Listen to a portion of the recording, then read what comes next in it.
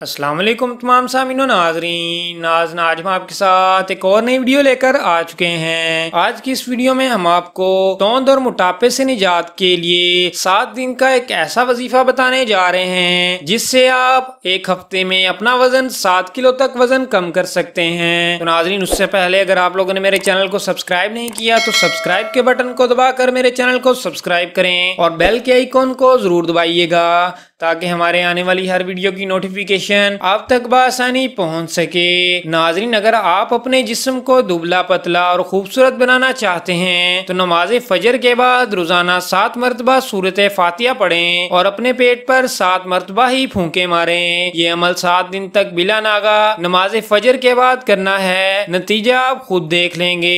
ये वजीफा बढ़ते हुए वजन को कंट्रोल करने के लिए भी बहुत फायदेमंद है। वजन कम होने के साथ साथ आपकी कमर भी पतली हो जाएगी। इस वजीफे पर एक बार जरूर अमल करें क्योंकि ये वजीफा करने से ना तो आपके कोई पैसे लगेंगे और ना ज्यादा वक्त लगेगा।